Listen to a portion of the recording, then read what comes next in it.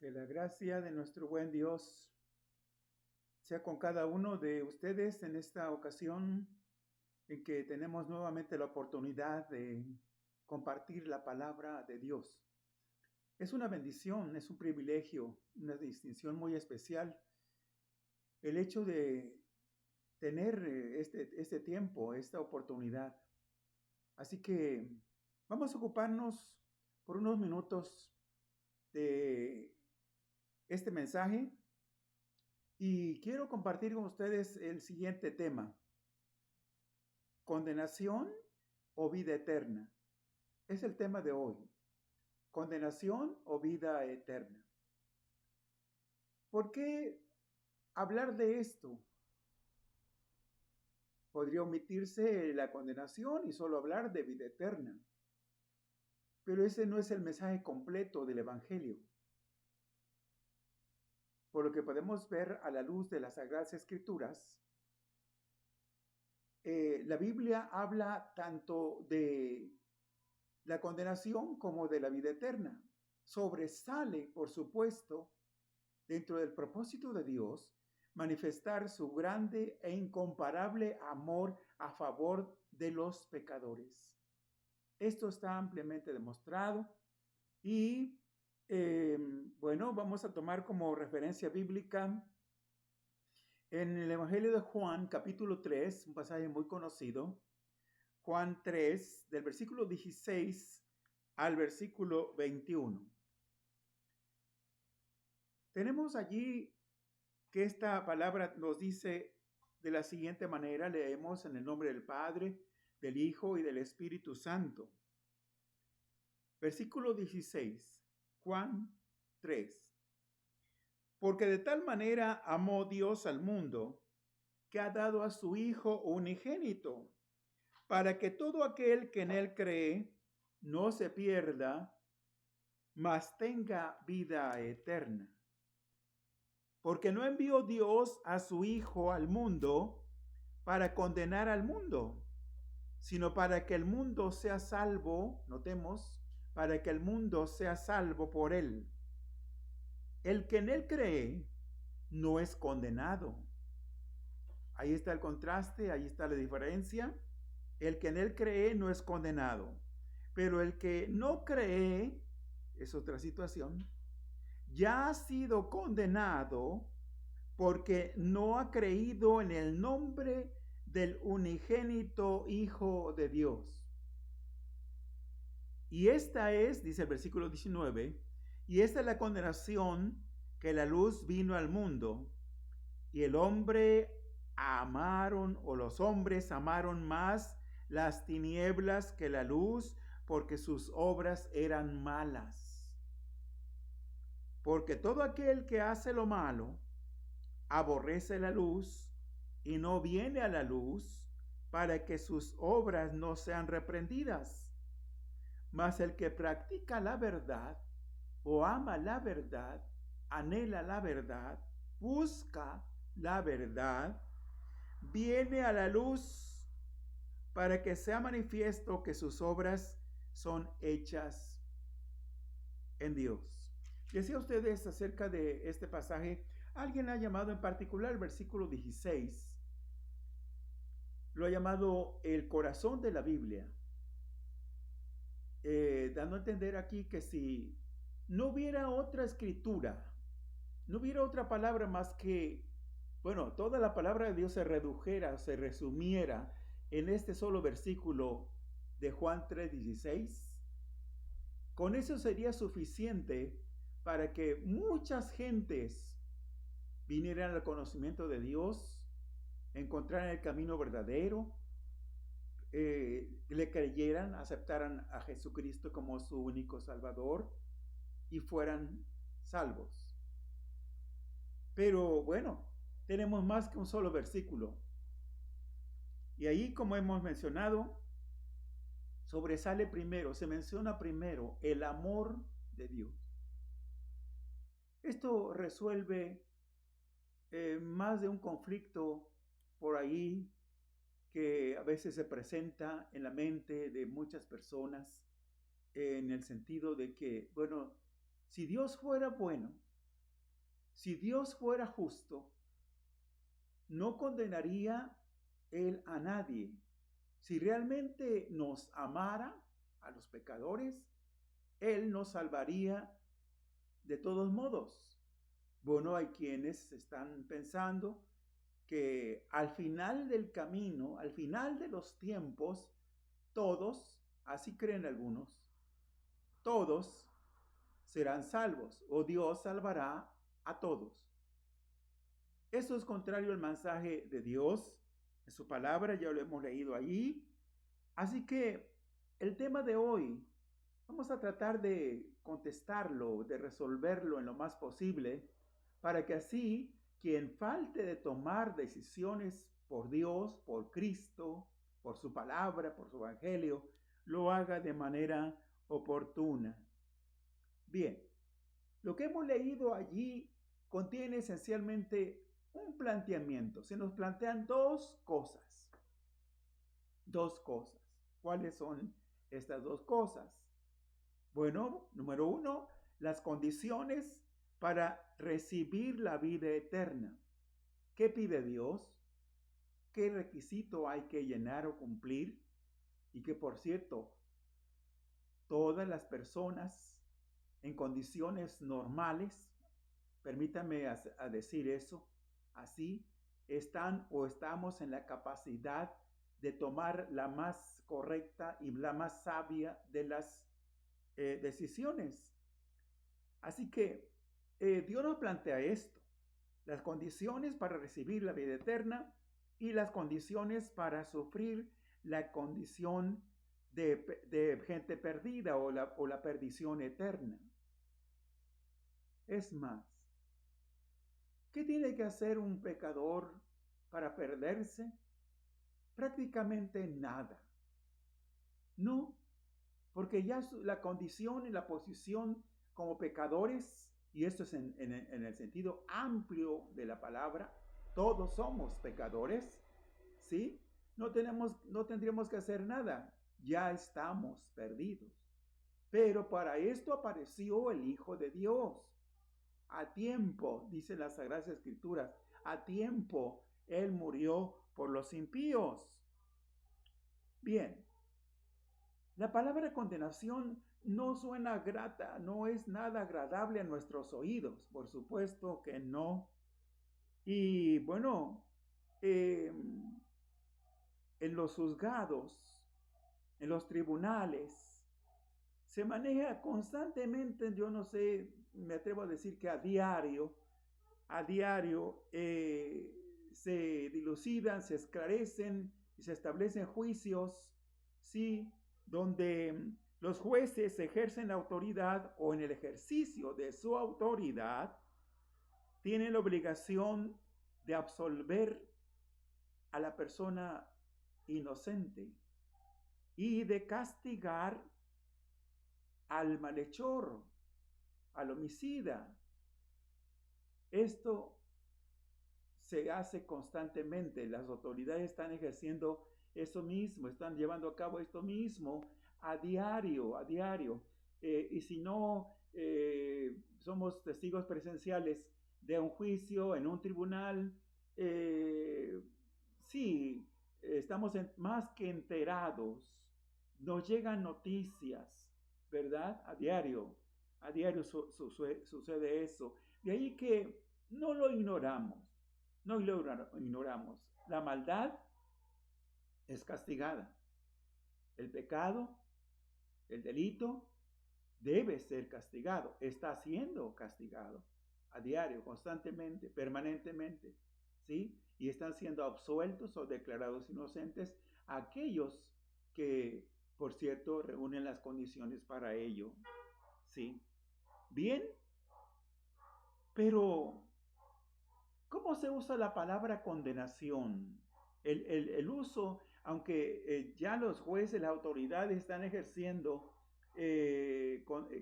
palabra condenatoria o sentencia condenatoria para los malhechores, eh, el uso más importante, de más trascendencia, diríamos, ¿sí? Es para la condenación por parte de Dios. ¿Sí? ¿Por qué? Porque tiene repercusiones eternas. ¿Sí? No queda aquí en una sentencia de 10, de 20, de 30 o más años, no, sino repercute hacia la eternidad. ¿En qué se basa? ¿En qué se basa la condenación? Si volvemos a leer el versículo 19 del pasaje inicial, ahí tenemos que dice Juan 3:19 que la condenación se basa en que los hombres amaron más las tinieblas, prefirieron permanecer en las tinieblas, prefirieron permanecer en su condición pecaminosa, ¿sí? En su estado pecaminoso, y no tomaron la mejor decisión de salir de las tinieblas o de desear cambiar de vida, ¿verdad? Y venir a Dios, venir a la luz. ¿Por qué? Porque de esta manera, al venir a la luz, sus obras son redarguidas y es cuando la persona, quien sea, se hace consciente de su condición delante de Dios y de su necesidad, por supuesto, de perdón, de justificación, y es así como arrepentido, humillado, confeso, viene el Señor oportunamente para que el Señor sea el que cambie, el que transforme su condición de pecador y de condenación a una vida de salvación y vida eterna. Bien, entonces ahí está. Dejar las tinieblas, abandonar las tinieblas, esto es avanzar hacia la luz, salir a la luz. Sí, esto no es fácil, esto no es nada sencillo. Aparte de ser un acto determinado de la voluntad, la persona tiene que pasar por un proceso de humillación, tiene que humillarse, por supuesto, al reconocerse falto delante de Dios, reconocerse pecador delante de Dios. Y esto es de las cosas más difíciles, ¿sí? Para hacer por parte de algunas personas. Bueno, yo cómo me voy a humillar, cómo voy a confesar que soy pecador. Es más, yo no sé si en realidad soy pecador, alguno diría. Bueno, allí en el Evangelio de Juan, capítulo 5, versículo 24, nos encontramos con una acusación seria.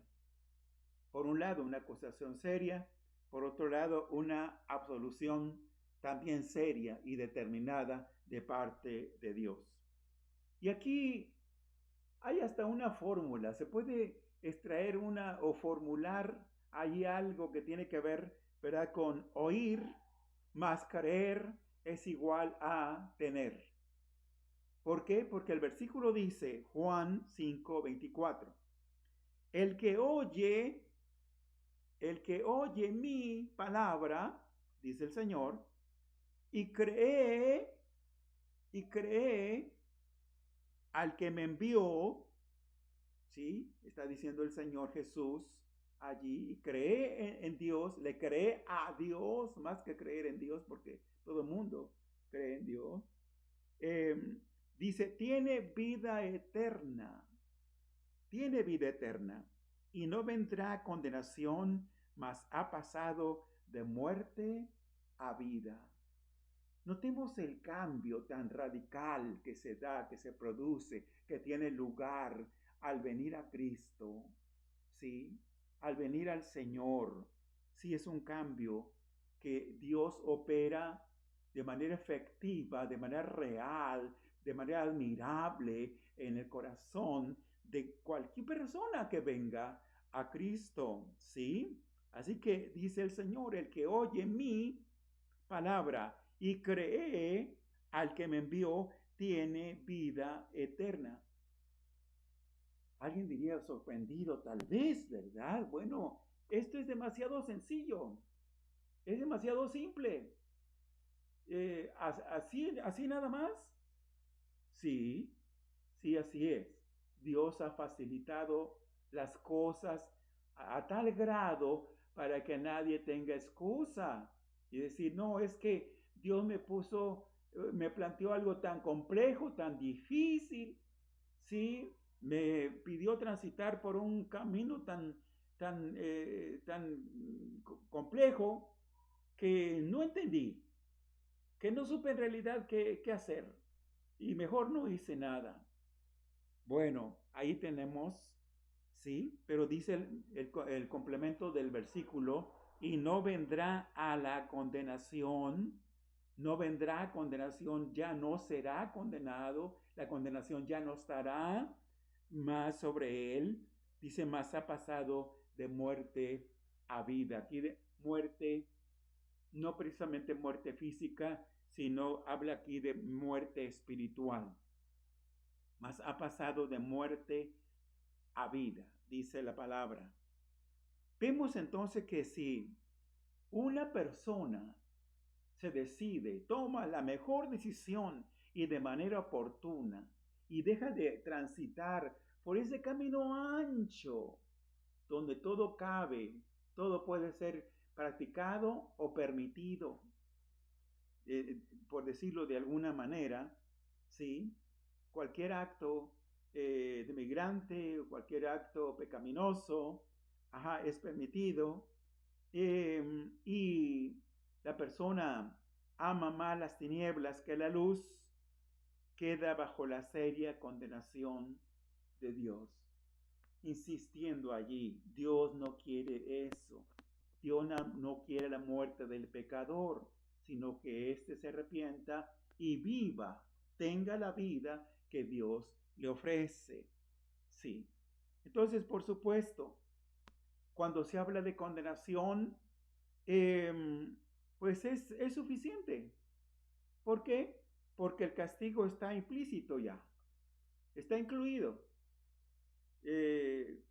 Así que, ¿qué se podría agregar allí?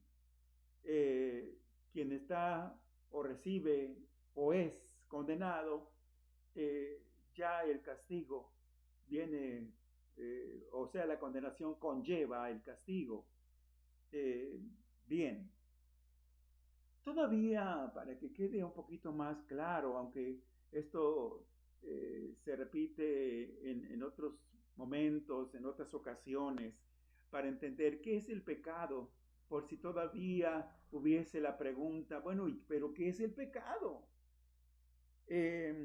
Ya no tanto, bueno, Dios castiga el pecado. Hay evidencias palpables, ineludibles, históricas, ¿sí? Donde, por ejemplo, la generación antediluviana, para citarlo de esa manera, ¿sí? ¿Por qué fue condenada? Porque allí en el capítulo 6 del Génesis, ahí encontramos ya narrado, descrito, por qué Dios castigó de esa manera a aquella generación, exceptuando, por cierto, a la familia de Noé, con Noé mismo. Pero, ¿por qué Dios lo hizo? Porque la maldad era mucha en la tierra, dice la palabra de Dios. diría, pero bueno, fue una ocasión aislada. Hay varios ejemplos. ¿Qué decimos de las ciudades pecadoras de Sodoma y Gomorra? También Dios castigó la maldad, la perversión, el pecado de aquellas gentes, ¿sí? Así que el punto en cuestión no es que ¿por qué Dios debe castigar el pecado? O Dios no castiga a nadie, o sea, yéndonos de un lado a otro. No, hay pruebas, hay evidencias que Dios sí castiga el pecado. Y hay otros ejemplos, pero con esos dos es suficiente. ¿Qué es el pecado? Entonces, la Biblia define el pecado de la siguiente manera. Es una violación a los mandatos de Dios. ¿Sí?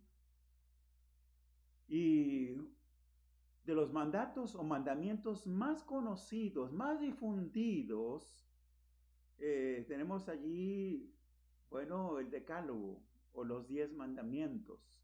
Está en Éxodo 20 y en Deuteronomio 5. Ahí están. Los principios morales, éticos, que Dios estableció desde un principio, diríamos, ¿sí? Bueno, la violación de cualquiera de esos, ¿verdad? Podría establecer allí y mantener o tener a la persona en condiciones desfavorables delante de Dios, ¿verdad? Disponiéndole a la condenación. Y luego entonces, es fallar, pecado es también fallar a ciertas obligaciones. Son los requerimientos de Dios establecidos en sus mandamientos, en sus ordenanzas, en sus preceptos, ¿verdad? Que Él estableció. Sí. Entonces, es transponer los límites establecidos por Dios. Alguien diría, bueno, yo ni quiero conocerlos. Yo quiero mantenerme al margen de esos principios establecidos por Dios para no errar, para no fallar. Yo prefiero desconocerlos, ignorarlos. Pues veamos que no hay escapatoria, porque en la misma conciencia de los hombres está allí, ¿verdad? Como una especie de árbitro que está, por un lado, aplaudiéndonos, diríamos, aplaudiéndonos cuando hay una acción conveniente, buena, justa, o reprobándonos cuando se comete alguna falta, algún delito, y la persona se da cuenta, ¿verdad? Cuando ha acertado y cuando ha fallado, ¿verdad? Cuando ha practicado el bien y cuando ha practicado el mal y por ende ofendido a Dios. Bien. El pecado produce todo tipo de mala conducta. Y aquí solo menciono algunos. El desprecio, el odio, la lujuria, el engaño, el egoísmo. Y hay muchos otros, ¿verdad?, que se puedan citar, pero todos son o serán juzgados por Dios. Todos. Toda maldad, la palabra así está dicha, la palabra está escrita, toda maldad es pecado. Sí. Bien. Ahora, si estamos hablando de condenación, ¿cuál es el castigo? ¿Cuál es el castigo por el pecado? Y bueno, vámonos a un ejemplo en el Antiguo Testamento. ¿Por qué? Porque ahí tenemos esto que dice la palabra de Dios. En Deuteronomio capítulo 25, versículos 1 al 3. Bajo el sistema mosaico, así se imponía el castigo por un delito o falta. Alguien diría, bueno, pero esta no era la forma, no era el procedimiento, no era lo que tenía que hacerse, pero así empezó, diríamos, a castigarse, o así se castigaba, o esta es una de las formas del castigo por el delito o el pecado o la falta.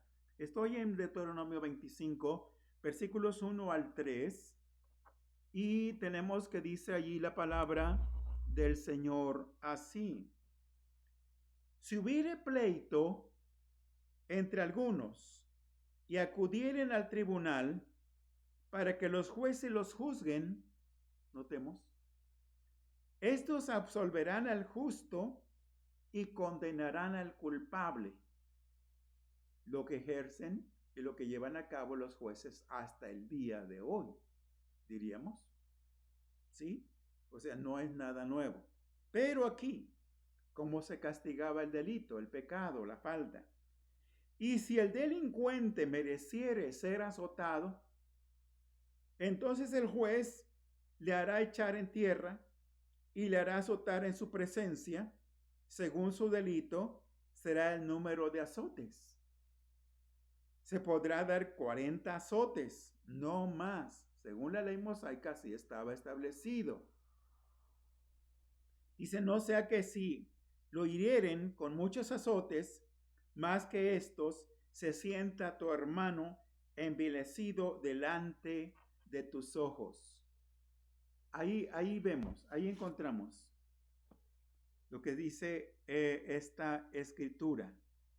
Ahora, no hay objeciones, no hay para dónde hacerse. Hemos hablado en otro momento sobre esta situación de que todos hemos nacido bajo pecado. ¿Sí? Y hemos explicado en lo más posible la diferencia entre el pecado original, del cual algunos queremos librarnos, sacudirnos de todas maneras, aunque esto no es posible, ¿sí? Porque decir, bueno, yo no tuve nada que ver con lo que Adán hizo. Es cierto, no de manera directa, pero él nos transmitió, él nos heredó, ¿sí? Como cabeza federativa de la humanidad, él nos comunicó esa condición de pecaminosa a todos los descendientes o sus descendientes, ¿sí? Entonces aquí tenemos que si no o quisiéramos pasar por alto o ignorar el pecado original, no así el pecado actual, del cual también hemos hablado en otro momento, al cual yo me he referido en otro momento. ¿Cuál es el pecado actual?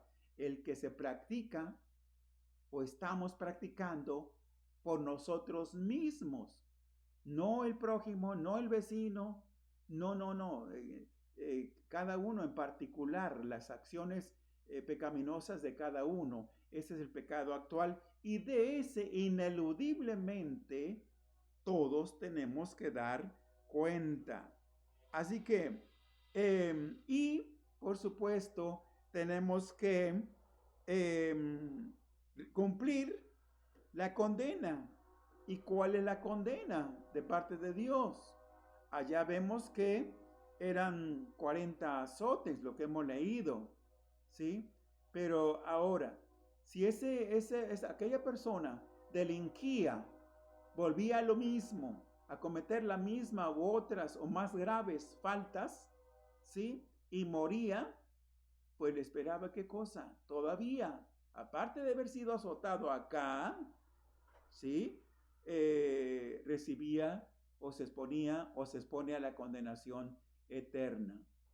Con esto, pues, se pone al descubierto que el decir, bueno, es que aquí es el cielo, aquí es el infierno, aquí pagamos lo que tenemos que pagar, y como decir, ya después de la muerte, quedo absuelto de todo, porque ya sufrí, ya cumplí una condena acá, de acuerdo a la ley humana, y quedo exento de todo. Pues todavía, lo más importante entonces y lo más apremiante y más urgente es que arreglemos cuentas con Dios, ¿sí? Lo más pronto posible. ¿Por qué? Porque Dios es santo. Y siendo un Dios santo, Él ama, como ya lo leímos al principio, ama al pecador, pero odia, aborrece el pecado. Ahí está la diferencia. Sí. Bien. Queda a plantear todavía el lugar. Bueno, ¿cuál es el lugar? Si manejamos bíblicamente, si manejamos bíblicamente un orden, decimos, bueno, el castigo inmediato al que se expone un pecador después de la muerte es el infierno, para más tarde ser echado en el lago de fuego. Infierno y lago de fuego son lugares de tormento. Sí. Así que no vamos a plantearnos, a cuestionarnos, bueno, ¿a qué lugar voy definitivamente? Bueno, en primera instancia, entonces, podemos decir que el lugar y la duración del castigo, el lugar viene siendo el infierno y es eterna, ¿sí? Eterno en su duración, el castigo es eterno, ¿sí? Y nos cuesta trabajo todavía, a alguno costará trabajo asimilar, entender, captar eso, ¿verdad? Porque tiene que ser eterno, pero así está escrito. Miren, Mateo 25, 46 nos plantea de la siguiente manera, que la misma duración es para el castigo o la condenación que para la vida eterna. ¿Cómo vemos? ¿Qué nos parece? Mateo 25, 46 dice, e irán estos al castigo eterno. Debo decir que de lo citado en este capítulo 25, el versículo 46 está dentro del contexto de lo que tendrá que ver con el juicio de las naciones, cuando Jesucristo venga por segunda vez. Ese juicio de las naciones se llevará a cabo. Por eso está allí asentada esta declaración. E irán estos al castigo eterno, ¿sí? Los malos, los pecadores, los no arrepentidos, ¿sí? Y los justos a la vida eterna. Ahí está. El castigo es eterno, la vida con Dios es eterna. La condenación es sin Dios, la vida eterna es con Dios. Acá es de infelicidad, de tristeza, de lamento, de lloro, y acá es de gozo, de alegría inefable. Sí. Entonces, ahí está. Ahora, ¿cómo sabríamos a qué y a cuánto, con qué intensidad y duración se expone la persona, ¿verdad? Cualquier persona. ¿Cuáles son los grados, en otras palabras, cuáles son los grados de castigo? ¿Cómo podríamos saberlo? Bien, pues vámonos a Mateo, Evangelio de Mateo, en el capítulo 11, del 20 al 24, estamos en el Evangelio de Mateo, capítulo 11, versículo 20 al 24, donde se nos dice allí, y allí se da respuesta, el mismo Señor da respuesta a esta pregunta. Bueno, ¿cuál es el nivel o el grado de castigo que cada uno va a tener? Bien, el versículo 20 dice, entonces comenzó a reconvenir a las ciudades en las cuales había hecho muchos de sus milagros, porque no se habían arrepentido, diciendo, ay de ti, Corazín, ay de ti, Betsaida. Se están mencionando ciudades donde el Señor anduvo predicando y las gentes en lo mismo, indiferentes, reacias a la palabra de Dios, al mensaje redentor del Señor. Y esto que era el mismo Señor en persona, si quiero decirlo, el mismo Señor en persona el que iba o fue a esas ciudades a predicar. ¿Y cómo pudieron haberse resistido a la palabra de Cristo Jesús? Pero así fue. Por eso el ay, la exclamación de lamento aquí. Ay de ti, Corazín, ay de ti, Betsaida, porque si en Tiro y en Sidón, otras dos ciudades, y conociendo el Señor el corazón de todos los seres humanos, ¿sí? Dejaría de saber el Señor, por supuesto que sabía, que en estas ciudades de Tiro y Sidón habría gente sensibles al mensaje, por cierto. Y dice, porque si en Tiro y en Sidón se hubieran hecho los milagros que han sido hechos en vosotras, tiempo a que se hubieran arrepentido, notemos, se hubieran arrepentido en silicio y en ceniza. Esto tomando en cuenta los usos y costumbres de antaño, ¿verdad? ¿Sí? Para mostrar arrepentimiento, realmente así lamentándose por sus acciones malas, una persona se vestía con ese ropaje áspero que molestaba, le causaba irritación a su cuerpo, ¿verdad? Y todavía sentado en ceniza o echándose ceniza en la cabeza. Sí, así era entonces. Pero continúa diciendo, por tanto os digo, ¿a quién le está diciendo el Señor? A estas ciudades. Por tanto os digo que en el día del juicio será más tolerable el castigo para Tiro y para Sidón que para vosotros o para vosotras. Se referiría a la ciudad de Corazín y a la ciudad de Betsaida. Ahí está el contraste. Y hasta el día de hoy, ahí está la diferencia. ¿Sí?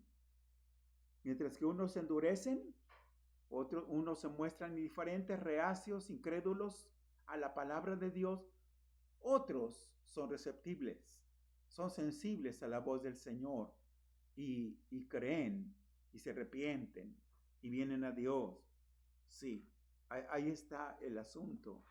Sí, pero todavía dice la Escritura, y tú, Capernaum, que eres levantada hasta el cielo, hasta el Hades, serás abatida. Porque si en Sodoma se hubieran hecho los milagros que han sido hechos en ti, habría permanecido hasta el día de hoy. Antes he citado acerca de la ciudad de Sodoma, incluía allí a Gomorra, Sodoma y Gomorra. Pues si Sodoma, los de Sodoma, tenidos en la historia como gente muy, muy pecadora, ¿sí?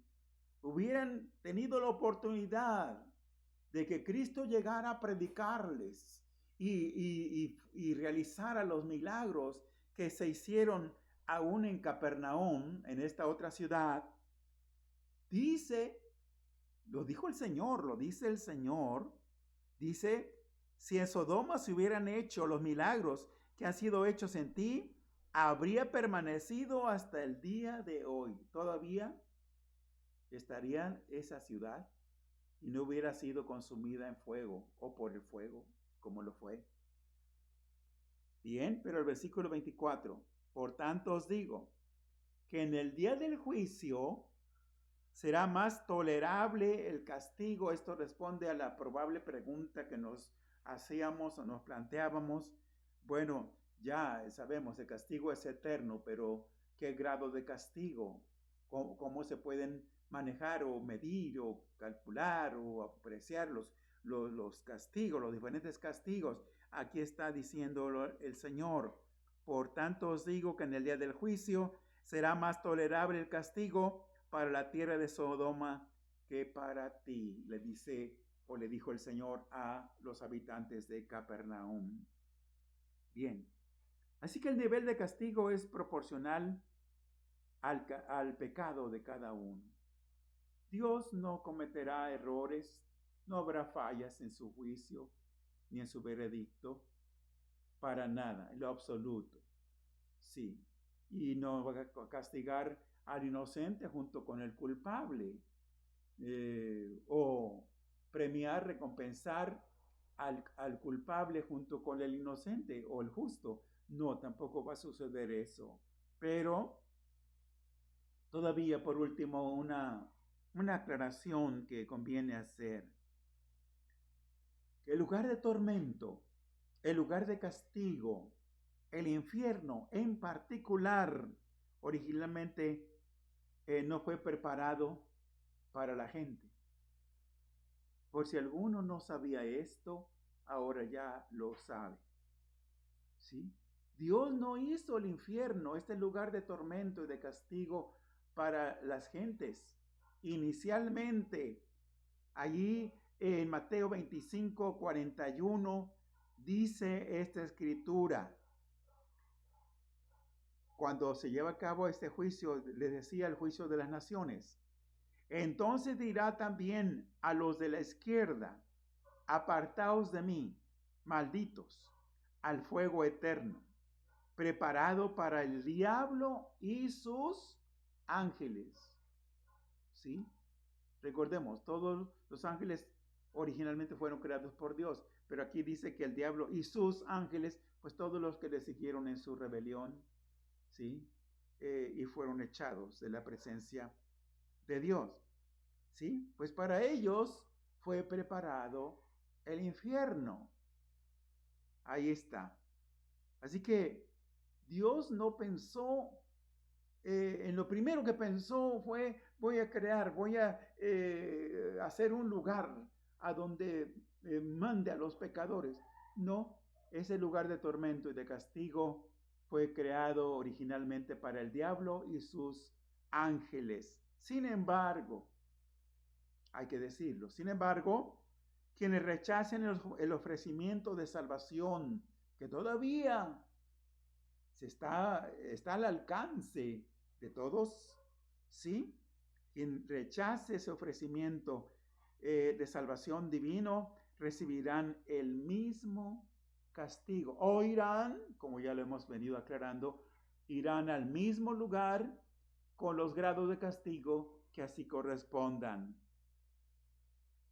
Ahora, todos podemos, todos, porque Dios no quiere que nadie se pierda, sino que todos procedan al arrepentimiento. Sí, Dios quiere la salvación, la vida eterna para todos, y todos podemos evitar a tiempo, oportunamente, la condenación eterna. Cristo, y ese es el mensaje, el corazón del Evangelio, y lo que tenemos que insistir y repetir una y otra vez, ¿sí? Porque el mensaje evangélico es cristocéntrico. Removamos, alguien haga a un lado lo que Cristo vino a hacer a favor de los pecadores, a dar su vida allá en la cruz del Calvario, derramar su preciosa sangre, a entregarse a sí mismo como sustituto, ¿verdad? Nuestro, ¿sí? Y estará reemplazando y quitando, aunque esto no es posible, el tema central, el asunto central, lo más importante, sí, que tiene que ver con el propósito de Dios para la humanidad entera. Bien, en la cruz del Calvario, Él pagó por nuestras culpas. Quienes aceptamos su ofrecimiento de salvación, somos libres del castigo eterno. Esto es lo que debemos entender, y ese es el contenido del mensaje en esta ocasión para todos nosotros, los que ya somos salvos por la fe, por cierto, sin merecerlo, sin ser dignos, debo decirlo, por la misericordia y el grande amor que Dios nos ha tenido y nos tiene.